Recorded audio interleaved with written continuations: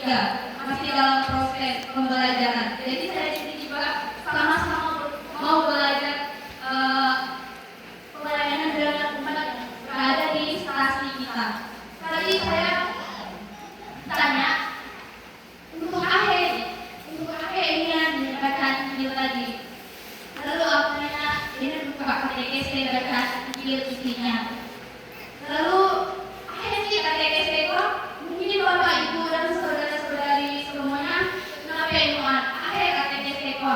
Tapi kalau ada Tuhan mulai dijelaskan ada Tuhan KTKS itu akhir. Jadi belum tahu ya. KTKS itu pelajaran iman Bapak Ibu atau seseorang yang mewakilkan iman. Jadi orang yang mewakilkan iman ini adalah disebut katekis. Nah, di dalam kita ini ada atau tidak sih katekis itu? Ada. Katekis kita itu seperti pemimpin iman, prodiakon, ketua umat. Karena mereka sudah melakukan pelayanan kepada umat-umat di kampung. Tapi mereka ini disebut katekis lokal. Nah, katekis profesional ada dua yang disebut dengan katekis profesional. Katekis profesional itu juga ada di kampung kita ini. Orang itu sedang melakukan pengajaran agama Katolik kepada siswa. Nah, mereka itu mengejar pendidikan. Jadi semoga nanti saya juga bisa seperti saudari Tarenti. Saya sama satu kampus juga dengan Tarenti. Tarenti belum pernah di KTKS di kampung ini, jadi saya mau mencoba di kampung kita ini supaya mau bagaimana sih di kampung kita ini, apakah bisa atau umat itu mau menerima atau tidak.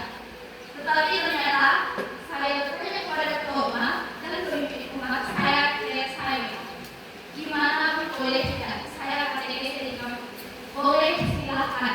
Itu saya berterima kasih sekali ya, karena saya diterima. Sebelumnya saya juga pernah melakukan KTKS di kota.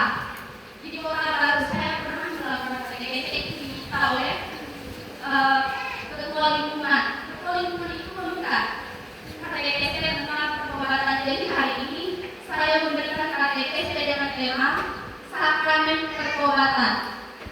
Baik Bapak Ibu, saya mengajak Bapak Ibu di sini untuk berdoa dulu. Jadi mari kita bersama-sama sejenak. Mari kita mengangkat tanda kemenangan kita Tuhan Yesus Kristus dalam nama Bapa dan Putra dan Roh Kudus. Ya Tuhan, tidak lupa kami mengucap syukur atas berkat dan karunia yang Engkau berikan kepada kami, sehingga kami berkumpul dalam keadaan yang sehat dan napas kehidupan selalu Engkau berikan kepada kami semua. Allah Bapa, Engkau berkati dan Engkau berikan kami pencerahan kepada kami supaya KTKS pada hari ini tidak hanya sia-sia untuk didengarkan, tetapi untuk kami renungkan kembali dalam adanya sakramen pertobatan ini. Ya Bapa, semua doa ini kami haturkan ke dalam tangan-Mu yang hidup dan berkuasa, kini dan sepanjang segala masa.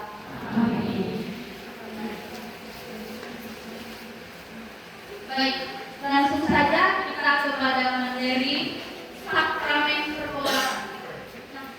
Sakramen pertobatan itu sering juga disebut dengan sakramen rekonsiliasi atau sakramen pemulihan, pengakuan dan perdamaian. Sakramen ini diperlukan gereja memiliki sakramen tobat atau rekonsiliasi sebagai sakramen penyembuhan. Sakramen ini mau menjiwai kerinduan manusia untuk memperbaharui relasi dirinya dengan Allah yang putus dan berusaha dosa dan kelalaian. Di sini saya juga ingin sharing Bapak Ibu, saudara-saudari terkasih, boleh juga membagikan pengalamannya tentang pelanggaran dosa, tentang saham pertobatan. Di sini ada yang belum pernah atau tidak pernah menerima saham pertobatan melalui pengakuan dosa. Ada yang sudah pernah, Bapak Ibu? Pernah. Biasanya di kampung kita banyak orang atau di parti itu, kemarin saya berkatekesi juga, teman saya di Bogor, katanya dia tidak mau pengakuan dosa katanya, tetapi dia melalui perbuatan baiknya itu dia menyadari bahwa perbuatannya itu baik katanya. Tapi Bapak, di sini pengakuan dosa itu sangat penting. Minimal kita menerima pengakuan dosa itu kepada Allah 1 tahun itu 2 kali. Biasanya saya juga belum pernah atau cuma beberapa kali selama saya ada di jalan atau di nyaman, itu cuma beberapa kali menerima sakramen pertobatan. Ketika saya diangkat, saya sudah mengetahui bahwa sakramen pertobatan pengakuan dosa itu sangat perlu. Dan biasanya itu pengakuan dosa itu melalui paspor. Nah, ada juga kemarin salah satu teman bertanya, Pak, boleh tidak pengakuan dosa itu melalui prater, atau suster, diakon? Saya jawab, tidak boleh Bapak Ibu, karena pengakuan dosa itu hanya kepada pastor atau kepada kaum yang terlebih. Jadi Bapak Ibu di sini, terima kasih telah berpartisipasi pada hari ini. Kita langsung saja masuk ke materi kedua. Kenapa sakramen tobat itu penting? Baik, bertobat adalah sarana memperbaiki diri. Bertobat tidak hanya berhenti pada menyadari dan meratapi dosa sebagaimana. Itu saya ambil sumber ini tidak dari omongan saya sendiri, tetapi ada di dokumen gereja atau di katekismus gereja Katolik. Nah, katekismus gereja Katolik itu menjelaskan bahwa dosa berat merusak kasih dalam hati manusia melalui pelanggaran berat terhadap hukum alam. Dosa berat menjauhkan manusia dari Allah atau kesalahan, tetapi lebih dari itu, kita mau memperbaiki diri dengan mengusahakan agar kita hidup bertumbuh subur dan menghasilkan buah. Nah, di sini gereja katekismus gereja Katolik itu perbuatan yang baik. Tadi ada disebut juga pelanggaran yang berat, dosa yang berat. Dosa yang berat itu seperti apa? Di saya bercerita dari Bapak. Jadi dosa yang berat itu adalah dosa yang kita ketahui. Misalnya saya ini mau mencuri uang, itu padahal sudah tahu bahwa itu dosa. Nah, kenapa harus dilakukan? Padahal itu adalah dosa. Lalu ada saya, Pak, aku mau ambil uang mama 100.000. Kakak ambilnya berapa? 2.000. Nah, lalu dosaku lebih berat. Misalnya kata adik saya itu, berarti dosa kakak berat loh.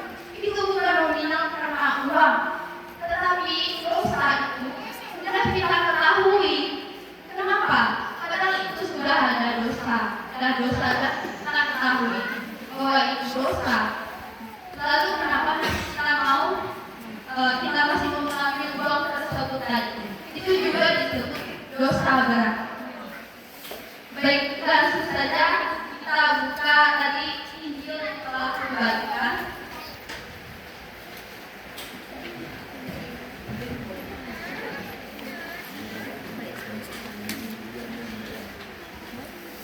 Bapak Ibu, mari kita bersama-sama membacanya. Saya ambil dari bacaan kitab suci dan Injil Lukas bab 15 ayat 11 sampai 13. 32. Mari kita sama-sama membacanya. 1, 2, 3. Yesus berkata lagi, seseorang mempunyai 2 anak laki-laki. Kata yang busuk kepada berilah lalu ayahnya membagi-bagikan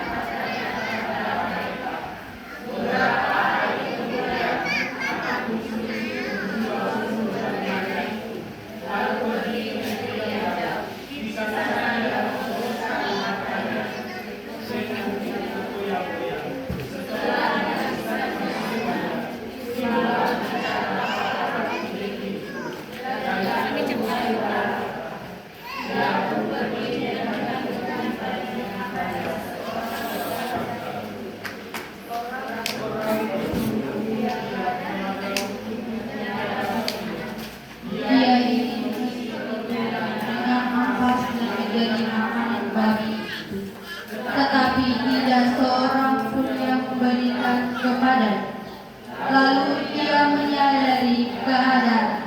Katanya, betapa banyaknya orang upahan Bapakku yang berlimpah-limpah makanan, tetapi aku di sini mati kelaparan.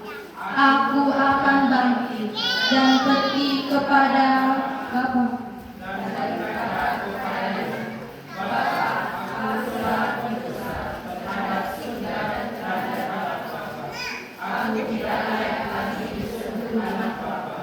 Jadikan aku sebagai salah seorang putra. Lalu bangkitlah ia dan pergi kepada ayah. Ketika ia masih jauh, ayahnya telah melihat. Lalu tergeraklah hatinya oleh belas kasihan. Ayahnya berlari lalu merangkul menciumnya. Anakku kepada Bapa, aku telah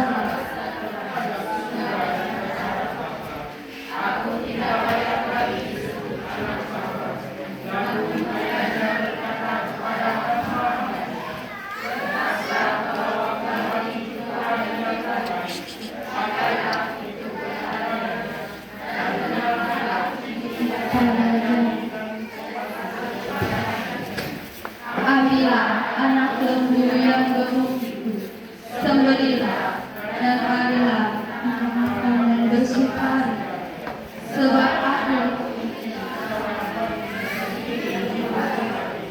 ia telah hilang dan kini gembira kembali. Lalu mulailah mereka bersukaria. Sementara itu anak Yesus ketika ia pulang dan sudah bertemu, dia mendengar suara musik dan nyanyian saling adu-adu. Dia memanggil salah seorang hamba dan bertanya kepadanya, apa yang sedang terjadi? Jawab hamba itu, adikku telah kembali dan ayahku telah menyembelih anakku yang jatuh, karena dia anak sulung itu marah dan dia tidak mau. Lalu ayahnya keluar dan berkata, namun ia menjawab ayahnya, tidak, telah bertahun-tahun aku mengenal Bapa dan belum pernah aku mendengar cerita Bapa. Tetapi kepadaku belum pernah Bapa memberikan seekor untuk bersukaria dan saat-saat. Tetapi baru saja anak-anak telah menghabiskan Bapa dengan pelacuran. Maka Bapa menyembelih anak lembu yang gemuk untuk dia. Kata ayahnya kepadanya, anakku, engkau selalu bersamaku, dan segala milikku adalah milikmu. Kita patut bersukaria dan bergembira karena itu telah mati dan kini hidup kembali. Ia telah hilang dan kini kembali. Demikianlah sabda Tuhan. Baik Bapak Ibu, setelah kita membaca dan melanjutkan bacaan tersebut, di sini saya akan bertanya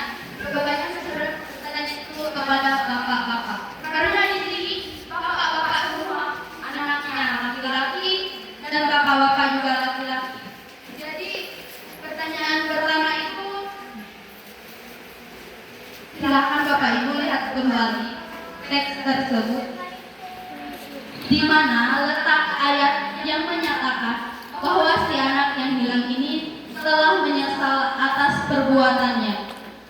Itu terletak di ayat yang mana?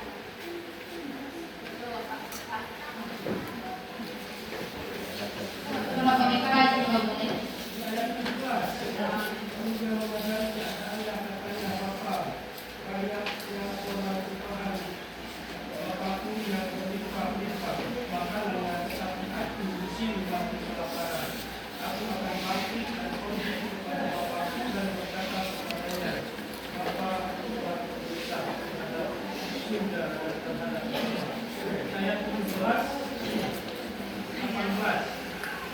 Ya, betul sekali. Tepuk tangan dulu Bapak Ibu. Ya, betul. Itu ada ayat 17. Di situ dia menyadari, lalu ia menyadari keadaannya. Katanya, betapa banyaknya orang upahan Bapakku yang berlimpah-limpah makanannya, tetapi aku di sini mati kelaparan. Nah, ayat ini menunjukkan bahwa anak itu mulai menyadari kesalahan dan penderitaan yang diakibatkannya.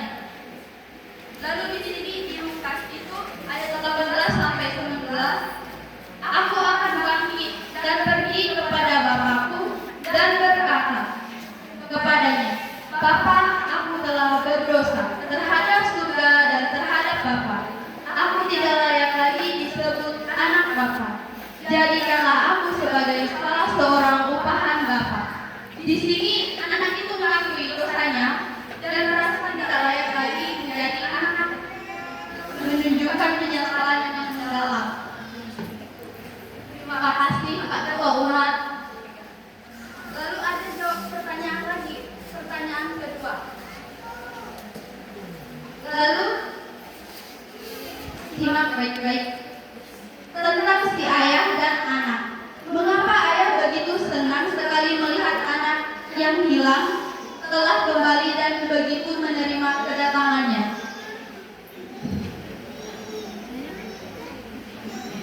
Silakan. Cinta abadi seorang ayah itu seperti apa, Pak Prof. Boleh mungkin bercerita.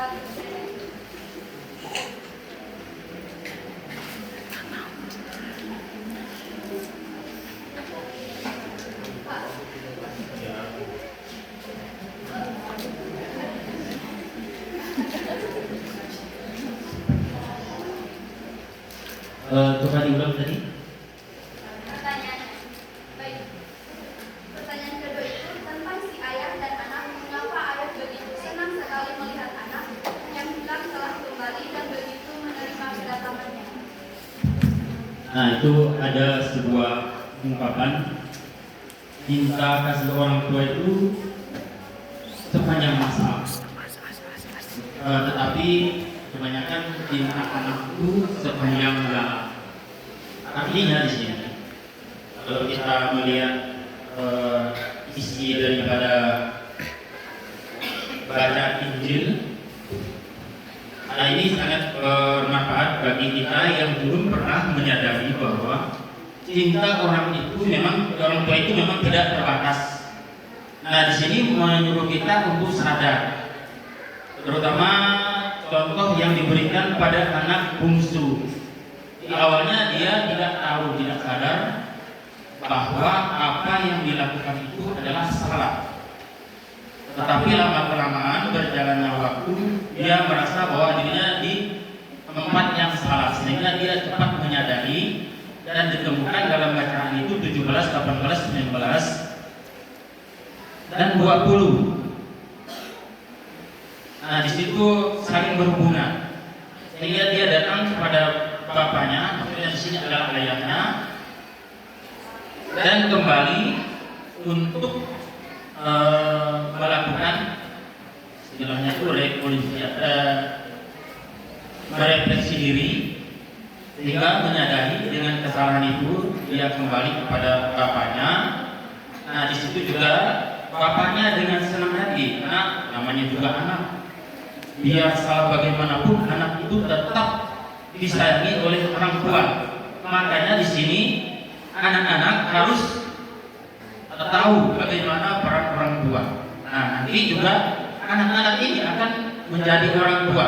Demikianlah selanjutnya setiap orang tua tidak akan membenci anaknya. Apalagi di sini anaknya sudah menyatakan bahwa telah menyadari segala kesalahan yang telah dilakukan. Mungkin itu yang dapat saya berikan. Baik, terima kasih. Tepuk tangan dulu Bapak Ibu. Terima kasih ya kepada Bapak Nasihat Gereja. Jawabannya sangat menarik dan bagus sekali Bapak Ibu. Itu memang betul. Cinta ayah itu memang tidak pernah hilang dari seorang anaknya. Lalu di sini cinta dari seorang ayah itu ayah dalam cerita ini melambangkan kasih Allah tanpa syarat dan abadi kepada umatnya. Kasih ini tidak bergantung pada perbuatan baik atau kesetiaan anak, tetapi merupakan bagian dari esensi sang ayah. Itu sangat jawaban tadi sangat bagus sekali. Lalu di sini juga ayah ini menerima. Kenapa ayah ini menerima anak kembali? Bukan karena itu tidak pantas mendapatkannya, tetapi karena ia adalah anaknya. Kasih ayah itu memang tidak pernah berkurang meskipun anak telah melakukan kesalahan besar. Nah, kenapa kok anak kita ini mengadakan pesta? Dalam pesta itu ayah menyelenggarakan pesta. Pesta ini untuk merayakan kembali anaknya. Pesta itu adalah simbol sukacita, penerimaan dan pemulihan. Itu tadi sudah juga dijawab. Lalu ada undangan. Undangan pesta ini juga merupakan undangan bagi semua orang untuk berbagi sukacita merayakan kasih Allah itu tanpa batas. Lalu ada pertanyaan ketiga. Pertanyaan ketiga, bagaimana kisah ini menunjukkan kasih Allah, kasih dan pengampunan Allah yang tanpa batas? Apakah Bapak Ibu sekalian percaya bahwa Allah selalu siap menerima kita kembali meskipun kita telah berbuat dosa? Ada yang mau bercerita lagi? Bapak-bapak di belakang, di depan, ibu-ibu.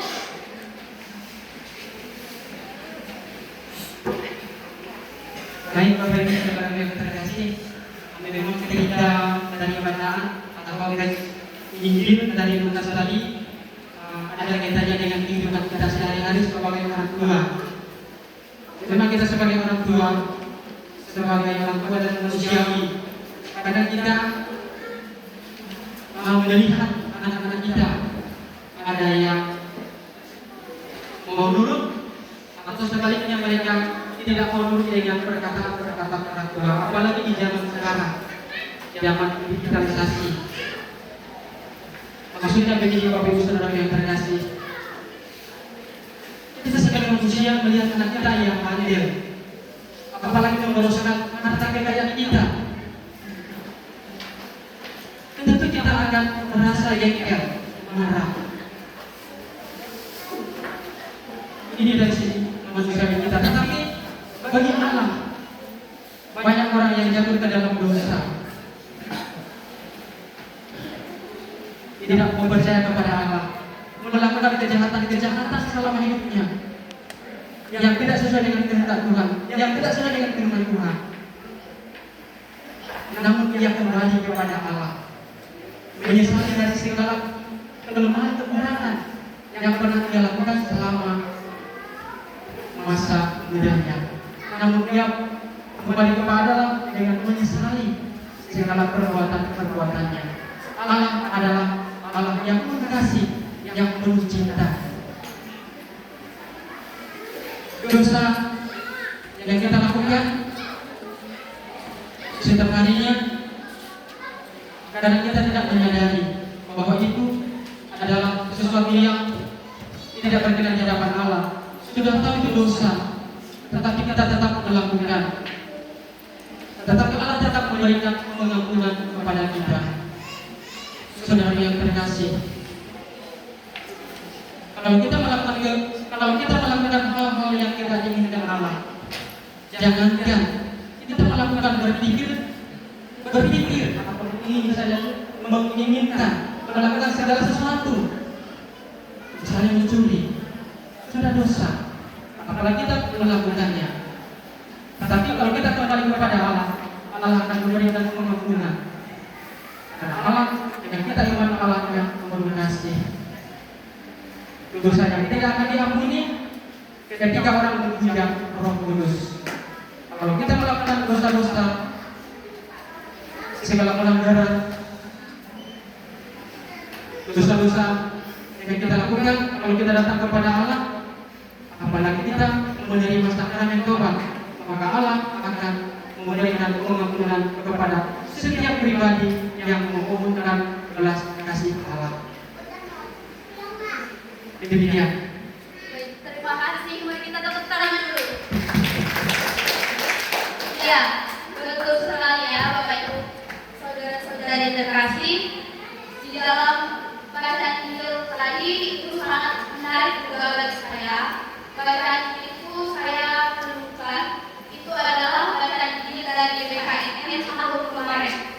Itu saya ambil. Lalu itu jawaban tiga itu sangat bagus sekali. Lalu kita memasuki langsung saja kesimpulan. Kesimpulan dari sakramen tobat dan bacaan Injil yang telah kita baca bersama-sama tadi. Itu kesimpulannya adalah sakramen tobat adalah wujud nyata belas kasih Allah yang memulihkan hubungan manusia dengannya dan dengan sesama melalui pengakuan dosa, penyesalan, dan penerimaan absolusi dari iman. Umat mengalami pembaruan batin serta pengampunan sejati. Sakramen ini mengajarkan bahwa Allah senantiasa membuka hati untuk menerima anak-anaknya yang mau bertobat dengan tulus. Oleh karena itu, hati untuk menerima anak-anaknya yang mau bertobat dengan tulus tadi, umat beriman diajak untuk secara teratur menerima sakramen tobat agar hidup semakin dekat dengan Tuhan, bertumbuh dalam kasih dan menjadi saksi perdamaian di tengah dunia. Makanya tadi saya bertanya kepada Bapak Ibu, di sini ada yang minimal menerima sakramen 1 tahun 2 kali itu ada atau tidak? Itu yang saya tanyakan tadi. Karena tadi jawabannya sudah, walaupun sudah 1 kali mengampuni dosa. Padahal gereja itu menerima kita itu untuk selalu mengakui dosa kepada para imam yang sudah tertabi. Nah, mengakui dosa itu sangatlah penting Bapak Ibu. Minimal 1 tahun 2 kali. Walaupun memang di kampung kita memang jarang ada yang namanya pengakuan dosa. Betul atau tidak? Ya, betul. Kenapa saya memberikan sakramen tobat? Supaya kita mengetahui bahwa sakramen tobat itu penting sekali. Sebenarnya materi yang saya buat itu ada 2, sakramen perkawinan dengan sakramen tobat. Sakramen tobat ini baru diizinkan jadi sakramen perkawinan. Tapi sakramen perkawinan, aku belum kawin.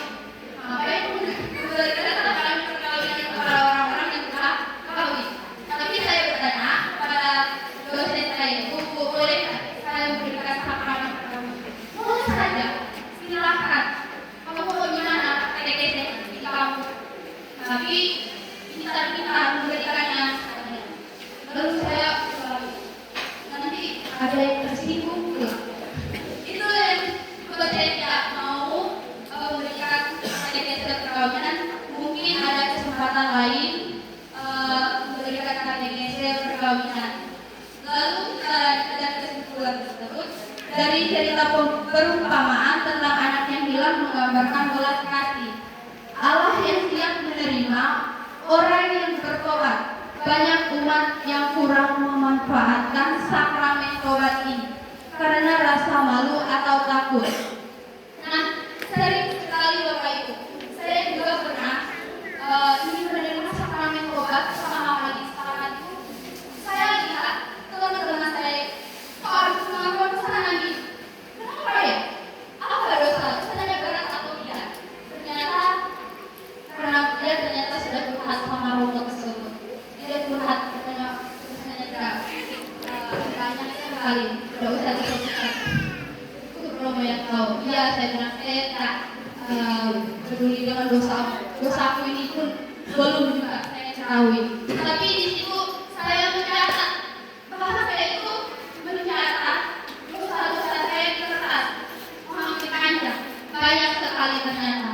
Dosa pemalasan. Ternyata malas itu adalah sebuah dosa Bapak Ibu. Saya kurang tahu. Dosa malas itu. Orang yang pemalas ternyata berdosa juga. Ternyata saya juga berdosa yang berat. Saya malas-malasan. Di kos bahkan saya lupa untuk makan. Karena malas tadi untuk masak. Karena pulang kerja itu kan adalah tidak. Biasanya seperti itu. Lalu gereja mengajak umat agar tidak menunda pertobatan, sebab dalam sakramen ini Allah sendiri menanti dengan kasih. Ingat, tidak ada batasan untuk kita bertobat. Jadi Bapak Ibu, bertobat itu tidak ada batasan. Mau tua, mau muda,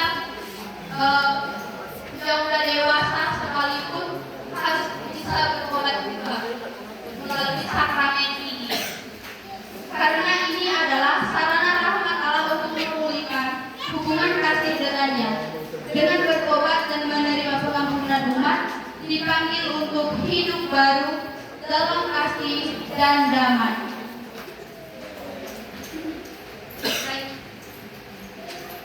Langsung saja kita berbentuk sama Bapak Ibu saudara sudah ada yang pulang, ada yang bosan.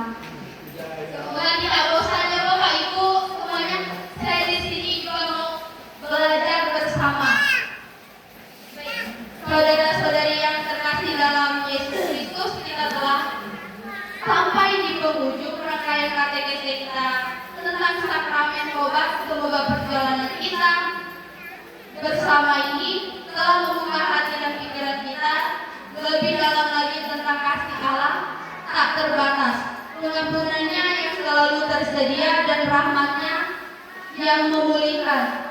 Terima kasih atas partisipasi dan keterlibatan Bapak Ibu dalam katekese umat pada hari ini. Semoga pengetahuan dan pemahaman kita tentang sakramen ini semakin memperdalam iman kita kepada Tuhan Yesus Kristus. Mohon maaf jika ada kata yang kurang atau yang tidak berkenan dalam penyampaian materi tadi, dan maaf saya dalam penyampaian tadi ada sedikit gugup, sebelumnya pun sudah gugup karena saya juga di sini belajar katekese umat. Sekiranya katekese umat ini bermanfaat bagi kita semua sekalian. Sekian dan terima kasih.